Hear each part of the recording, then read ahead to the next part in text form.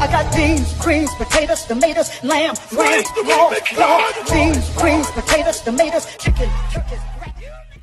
Welcome to Cook What You Play, the show where I'm gonna make your favorite in-game recipes in the real-life world. So, because it's Christmas and happy holidays everyone, we're gonna start off with the Terraria Christmas pudding.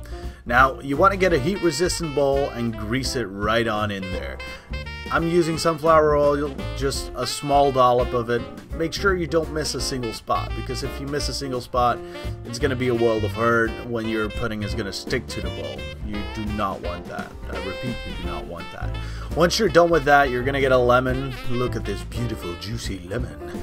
And you're going to zest it. Now, the zest of the lemon has a really sweet flavor compared to the sour flavor of the juice from the lemon. So just grate that right on over and make sure you have a lot of zest. Afterwards we're going to use maple syrup, but you're going to see me go back to zesting once again because I thought I hadn't had enough zest yet. So we're going to get to the maple syrup here, as you can see. And you see me measuring it out. It's going to be about 100 milliliters of maple syrup. Here I even gesture, you got to put it down in the bottom of the bowl, and we're back to zesting again. Great job, me.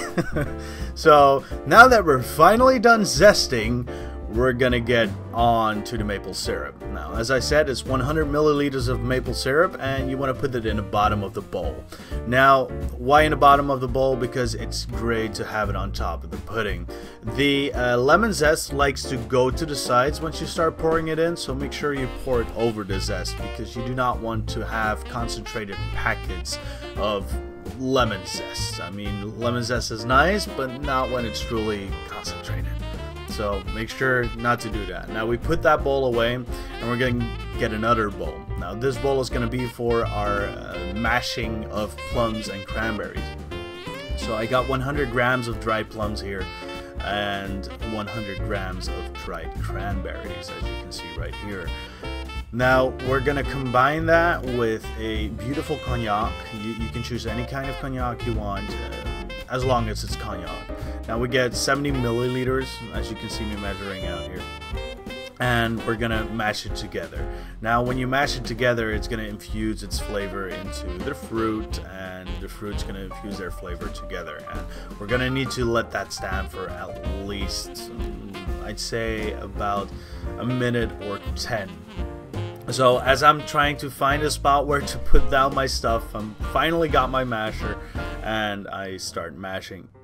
Now, once you're done mashing, you can put that aside, and we're gonna start by making our mix. Now we wanna get 210 grams of demerara sugar and put that right into the food processor. I'm using a plastic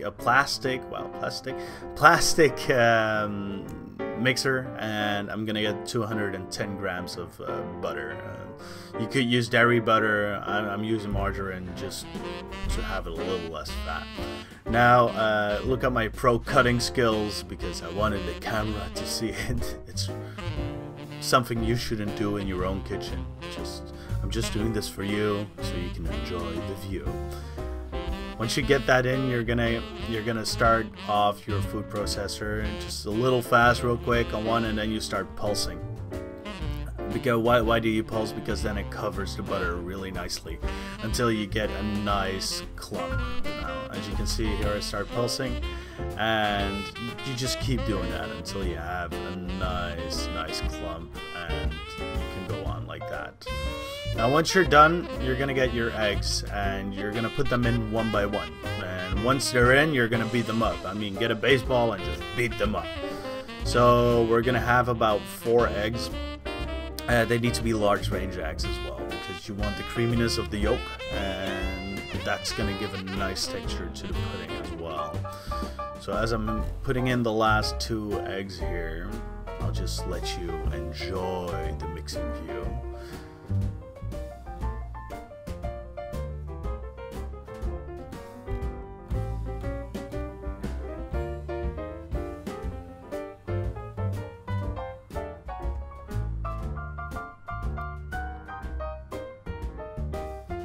So now that the mixture is nice and silky smooth, it's ready to receive the cognac cranberry mix.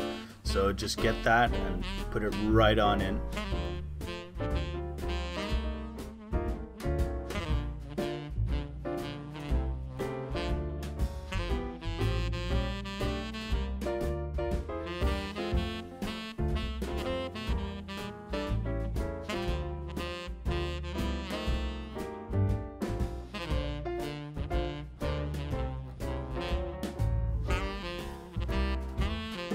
You're gonna add in the self-raising flour. You're gonna need about 100 grams of that. And then we take 3 teaspoons of baking powder and 1 teaspoon of spice mix. Now the spice mix you can make yourself with 2 tablespoons of ground cinnamon, 1 tablespoon of nutmeg, 1 teaspoon of ground clove, and 1 teaspoon of ground ginger. If you mix that together, it's gonna make a nice spice mix which works well with apple pie or any kind of meat. Now just start mixing it. I'm still using the plastic cutter and just keep on going with it until it gets a thick consistency. Once it's looking something like this over here, we're ready to pour it into the bowl. Now just make sure it goes on top of the maple syrup and try to get it as evenly as possible in there, because you do not want a pudding that is diagonal and like the Tower of Pizza. You don't want that. Now a Tower of Pizza, I would like that, but it shouldn't look like the Tower of Pizza. So once we're finally done with that, we can start wrapping it up. So we're gonna get a baking sheet and we're gonna put that on top of there with some aluminum foil. Now why do we do this? Because we need to steam the pudding, and steaming is easily done, as I will show you soon. Now tie it up with a plastic wrap is what I did here. You can use anything like a small rope or anything. Just make sure it's as tight as can be. It doesn't need to be airtight, but just make it tight, because we want that steam to accumulate on the inside and cook it for us. Now let's go over to the pan, and here I'm putting in a ramekin into the pot which has boiling water, and I'm as stupid to do it with my finger, so let's get a knife and put it into the middle. Now once we're done with that and you're pleased, we're gonna get the bowl. Now, put it on top of the ramekin and put a lid on it. Even though it's sticking out, the lid is gonna give it more firmness to the tight seal that you want to create to keep the steam in there. So now you're gonna let it sit for about an hour and a half to 2 hours, and once that's done, you can take it out and it's gonna look something like this. So slowly take off your plastic wrap or your rope, whichever you use, and just look into it. Don't show the camera, just look into it, and if it looks something like that, your pudding is successful. Now what we need to do with the pudding next is we're gonna need to let it cool a little bit. You're going to want to put that into the fridge for about 20 minutes. It still needs to be hot to eat, but it's too hot to do anything with right now. So let's go over to the sauce making. Get a saucepan, melt some butter, and add some flour to the butter. You're gonna need about 55 grams of plain flour, and you're just gonna put that in there. Make sure it doesn't clump up. You want a smooth texture to this, otherwise you're gonna have clumps of flour in your sauce and you will not like that on top of your pudding. Now as a precaution, it's gonna take a lot of whisking to make this sauce. Your arm is gonna feel sore. Now we're getting 500 milliliters of milk and we're gonna put that right on in. If you're like me, get 600 milliliters because you're throwing stuff next to the pan, which you shouldn't do. I mean, pro me. So keep on whisking. It's gonna take a time, and it needs to become thick and juicy, and you're gonna be whisking at a constant pace for about 5 minutes. Your arm is not gonna like you. Now once it's thick and consistent, we're gonna get some cognac, and we're gonna use about 5 tablespoons of it. So count with me: 1, 2, 3, 4, and 5. Now you get that in there and you just keep on whisking. That's all you do. I mean, the day after I had a sore arm just from whisking. Now Once the cognac has somewhat evaporated, get your sugar. You're going to want 50 grams of sugar, and you're going to want to put that in there, and guess what? Keep on whisking again. It needs to be fully evaporated. So let's jump to the pudding here and get it out. Now there we have the pudding.